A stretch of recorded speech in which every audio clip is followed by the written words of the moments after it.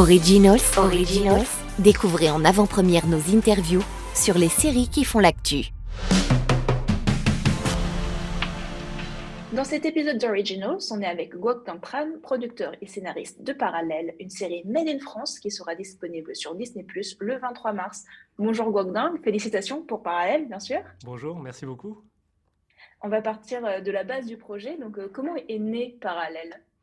L'idée m'est venue à peu près il y a 10 ans, parce que quand j'ai emménagé au pied du Jura, à la frontière franco-suisse, j'entendais parler toutes les langues. Alors j'entendais parler allemand, espagnol, italien, russe, anglais, et je ne comprenais pas pourquoi. Et on m'a expliqué qu'en fait, tous ces gens étaient des ingénieurs, des doctorants en physique des particules, et qui travaillaient au CERN, qui se trouvait non loin de là, et que sous nos pieds, sous le plateau des Vaches, il y avait un accélérateur de particules, le plus grand accélérateur au monde, donc un anneau de métal de 27 km de circonférence, dont l'objectif, modestement, était de recréer les conditions du Big Bang pour comprendre les origines de l'univers. Et donc, je me suis un peu renseigné là-dessus, et effectivement, il y avait quelque chose, et on parlait à l'époque de théorie des cordes, on parlait aussi d'univers parallèle possible, donc je me suis dit, il y a quelque chose à raconter avec tout ça. Et c'était fort intéressant, effectivement. Vous avez travaillé dans le passé avec Canal+, Netflix et là Disney+. Quel bilan vous faites de vos collaborations avec ces différentes chaînes et plateformes ? Alors moi, ça fait partie des choses dont je suis vraiment fier, de pouvoir en fait travailler avec tous ces diffuseurs dont vous parlez. C'est quelque chose qui est important pour moi parce que j'ai envie d'explorer des nouveaux territoires, et en fait, chaque streamer ou chaque diffuseur a sa propre ligne éditoriale, si vous voulez. Donc chaque fois que je choisis un diffuseur ou un streamer, ou qu'il me choisisse, en fait, ça me permet d'aller explorer justement ces territoires de fiction. Donc là, en l'occurrence, pour raconter une histoire de science-fiction adolescente, Disney était parfait. Vous agissez donc en tant que producteur, scénariste et showrunner, en quelque sorte, un nouveau terme qui rentre petit à petit dans la pratique française. C'est un terme avec lequel vous êtes d'accord, entre guillemets, vous partagez qu'il faut un rôle de showrunner dans les séries ou pas ? Ça, c'est quelque chose c'est une discussion à avoir qui est très longue. Mais effectivement, il y a des séries qui peuvent avoir un showrunner. Et c'est surtout, je pense, certains scénaristes veulent être showrunner pour avoir un contrôle maximal sur leur vision créative. Moi, j'ai une vision peut-être un peu différente. C'est-à-dire qu'à partir du moment où je confie mon projet à des réalisateurs que j'ai choisis, je pars du principe qu'ils ont un œil, quelque chose que je n'ai pas, et qu'ensemble, on va construire une série, et qu'à un moment donné, je leur confie vraiment pour qu'eux y amènent leurs pattes. Donc, du coup, je me considère pas comme un véritable showrunner.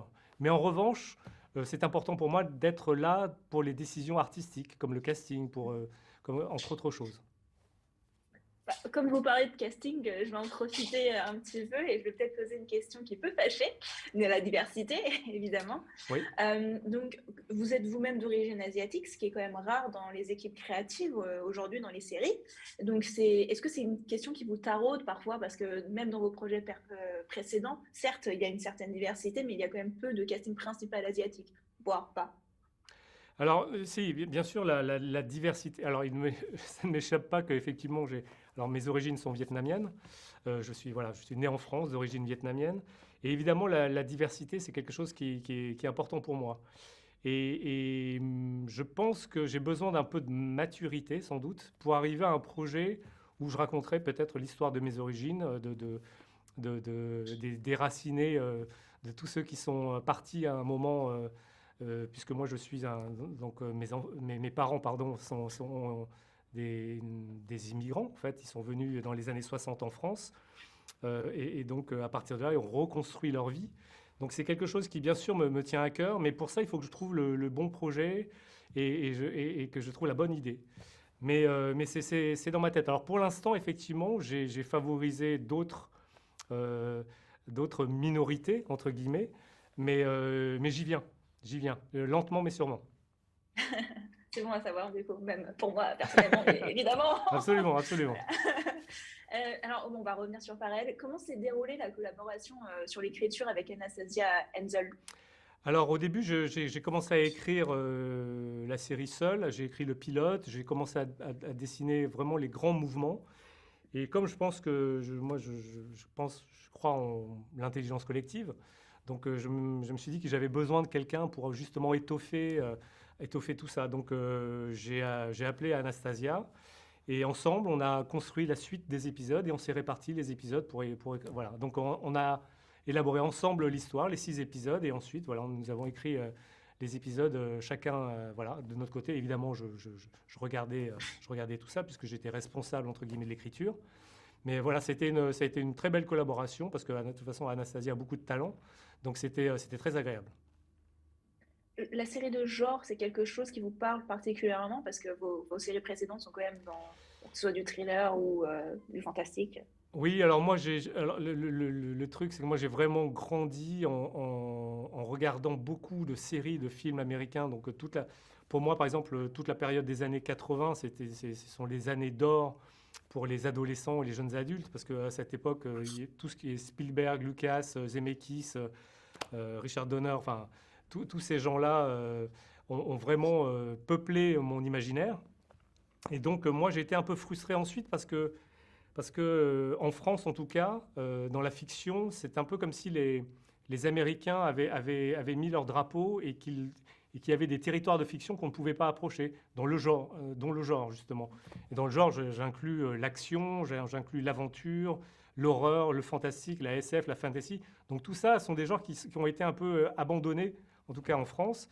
Et donc moi, j'adore ces histoires-là.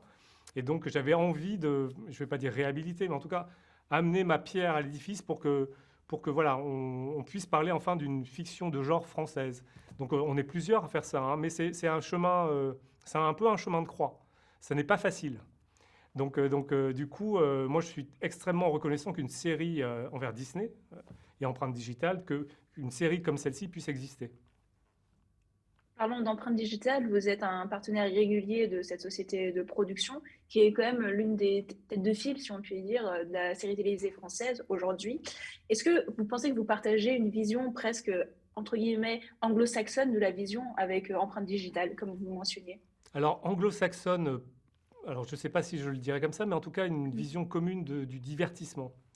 Je pense que longtemps en France, le divertissement a été considéré comme un petit peu. C'était pas un genre noble. Surtout la télévision. Surtout à la télévision. Donc il fallait quelque chose de. Voilà. Donc nous, effectivement, on s'est rencontrés avec ce goût commun de la fiction américaine, entre autres.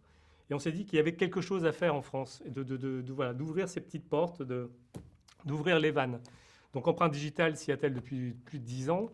Et moi, en fait, dès que j'ai eu l'occasion de mettre un pied, juste un bout d'index dans le genre, je m'y suis tout de suite engouffré. Parce que ce sont des fenêtres de tir qui sont très, très, très, très rares. De moins en moins rares, mais malgré tout, voilà. Donc chaque fois que j'ai eu l'occasion de rentrer dans un projet avec quelque chose d'un peu différent, j'y suis allé. Parce que ça m'intéresse, parce que ça m'excite, et que j'adore écrire pour le genre en général. Cette saison parallèle se suffit complètement à elle-même. Est-ce qu'il y a eu des discussions au départ de faire des arcs de multi-saisons ou pas? Alors, au départ, je ne me suis pas posé la question. J'avais envie de raconter une histoire comme ça, qui pourrait très bien s'arrêter là ou qui pourrait très bien continuer. Donc, c'est vraiment la porte, encore une fois, je parle de beaucoup de portes, mais la porte est ouverte pour une deuxième saison. On ne sait pas s'il y en aura une forcément, parce qu'il faut vraiment. On ne fera pas de deuxième saison pour faire une deuxième saison. Il faudra trouver vraiment la bonne idée pour que ça s'enclenche. Mais voilà, donc tout ça, ça a été un vrai plaisir d'écriture, en tout cas.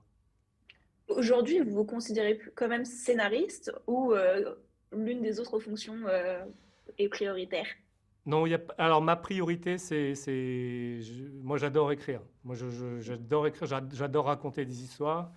Je trouve ça même, ça fait 15 ans maintenant que j'écris et je trouve ça toujours fou, certains matins, de me dire que je peux en vivre, que je raconte des histoires et que je peux en vivre, c'est quelque chose qui m'émerveille encore. Et donc ma première casquette, si j'en ai une, c'est celle d'auteur, de scénariste. Et ensuite celle de producteur. Et si j'ai décidé aussi d'être producteur, c'est pas pour produire mes propres projets, mais c'est aussi pour mettre en avant de nouveaux auteurs, des jeunes auteurs qui ont un univers, et puis aussi leur donner les clés du camion pour qu'ils soient davantage impliqués. Et s'ils veulent être showrunners, ils le seront. Il y a vraiment, je les encourage vraiment. Donc c'est ça l'idée. Une question un peu de conclusion. Quelle est la dernière série que vous avez bingée? Alors ça c'est une bonne question. La dernière série, c'est sans doute. Vous avez eu un sur laquelle Alors vous avez eu binger, un coup de c'est-à-dire cœur. regarder sur toute vraiment. Ouais. Hein. Tellement accro que vous n'avez pas pu vous arrêter. Alors c'est sans doute White Lotus. C'est sans doute White Lotus parce que j'ai adoré le ton. Et je pense que voilà, on était on était encore en plein confinement et j'avais besoin de quelque chose de complètement décalé et exotique pour le coup, pour me sortir du quotidien. C'est pour ça que j'écris des histoires. Hein. C'est de là que vient le mot divertissement d'ailleurs. C'est de contourner la réalité, contourner le quotidien. Donc c'est ça que j'ai fait avec White Lotus en tout cas. Et on attend avec impatience la saison 2. Merci beaucoup, en tout cas. Parallèle arrive sur Disney+ le 23 mars et on vous dit à bientôt. Merci beaucoup, à bientôt. Merci, bonne journée. Originals. Découvrez en avant-première nos interviews sur les séries qui font l'actu.